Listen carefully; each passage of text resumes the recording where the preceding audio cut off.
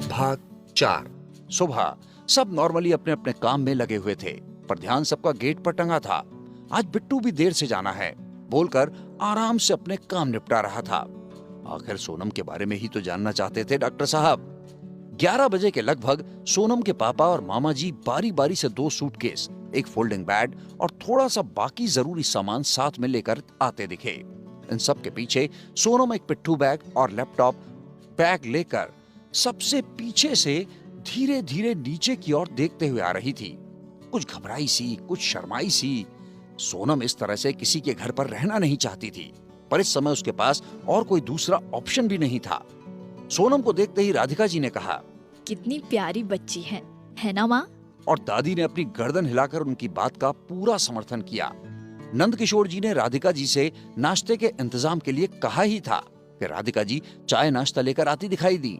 मामा के तो सूखे कंठ में जान आ गई। नाश्ता देखकर नहीं, नंद किशोर जी को देखकर, क्योंकि वो अच्छे से जानते थे कि बिट्टू उनके सामने उन्हें कुछ भी नहीं कह सकता। सोनम के पापा ने कहा, अब इस सब की क्या जरूरत थी, हम लोग नाश्ता करके ही आ रहे हैं। तब मामा जी तुरंत बोले, अजी कोई बात नहीं जीजा जी, नाश्ता न सही चाय तो पी ही सकते हैं ना हम लोग। सोनम ने सबको नमस्ते किया और अपने पापा की तरफ जाकर खड़ी हो गई। तो राधिका जी ने बड़े प्यार से उसे अपने पास बुलाया और कहा, परेशान होने की जरूरत नहीं है, बिल्कुल अपने घर की तरह रहना। सोनम ने चुपचाप अपना सिर हिला दिया। बिट्टू अपनी खिड़की से सब देख रहा था, बस उसे तो सोनम का चेहरा नहीं दिख रहा था। वो उसकी तरफ पीठ करके खड़ी थी ना। वो गुस्से से भरा हुआ बाथरूम में घुसा और नहाने लगा।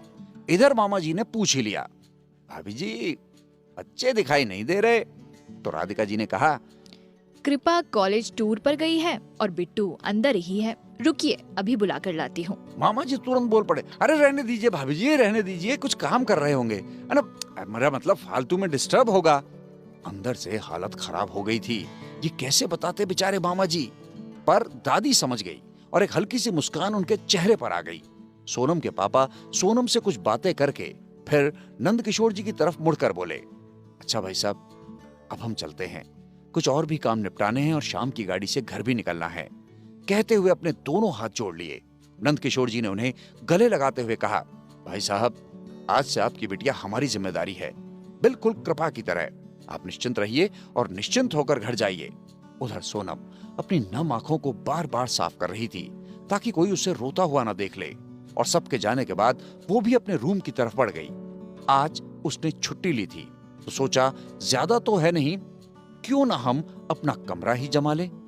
उधर अपने रूम में बिट्टू जी लगातार बड़बड़ करे जा रहे थे, जिसे चाहो उसे पीजी बना लो, फिर उसे सर पर चढ़ा लो, और भी न जाने क्या क्या। आज मुझे कोई नाश्ता देने वाला है या मैं ऐसे ही जाऊं? माँ ने कहा था इतनी देर से, सोचा था कि तुझे उन लोगों से मिलवा दूं, पर तुझे तो पता नहीं क्या हो जाता है जब भी अनिल भाई साहब आते हैं। माँ प्लीज, मुझे नाश्ता चाहिए, लेक्चर नहीं, बिट्टू ने मुंह बनाकर बोला। हाँ ला रही हूँ। कहते हुए राधिका जी अंदर किचन में चली गई और सोनम ऊपर से आधा भरा हुआ पानी का जग लेकर आई, राधिका जी को बुलाते हुए, आंटी जी, आंटी जी। और उफ, उसका पैर फंस गया कालीन में और उफ, पानी से भरा जग बिट्टू जी के ऊपर छलक गया। हाँ जी, सिर्फ छलक गया। और sorry sorry, I am really very very sorry कहते हुए सोनम ने नजर उठाकर ऊपर की तरफ देखा तो ऐसा लगा जैसे आज नाश्ते में बिट्टू से खा ही जाएगा, वो भी बिना नमक लगाए। सोनम डर के मारे सीधे अपने रूम में भाग गई और इतनी आवाज सुनकर जब माँ बाहर आई तो बिट्टू से पूछा, ये तेरे कपड़े गीले कैसे हो गए? कितनी बार कहा है कि तौलिया से सही से शरीर पोंछ लिया करो, पर इतना बड़ा हो गया है, सुनता ही नहीं मेरी बात। माँ एक सांस में बोल गई। बिट्टू के चुप रहने पर फिर बोली, अब बोलता क्यों नहीं है? अरे आप बोलने दोगे तब ना, और कपड़े गीले मैंने नहीं किए। दादी ने पूछा, फिर किसने? वो है ना आपकी पीजी, अरे सारा पानी मेरे ऊपर डाल दिया और भाग गई। जब माँ और दादी ने ये सुना तो मुस्कुराकर एक दूसरे को देखा, फिर बिट्टू को बोला, कोई बात नहीं, दूसरी पहन लो और नाश्ता कर लो। ये सही है। बिट्टू का बड़बड़ाना फिर शुरू हो गया। आज के लिए मैंने खास ये कमीज निकाली थी और अब मैं दूसरी पहनूं। क्यों? क्योंकि मैडम जी ने उस कमीज को पहनने लायक छोड़ा ही नहीं।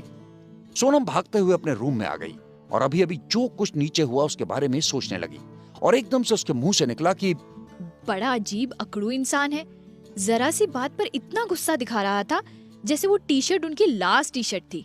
अच्छा हुआ कि हम वहाँ से आ गए, नहीं तो आज नाश्ते में वो अकड़ू हमको ही खा जाता।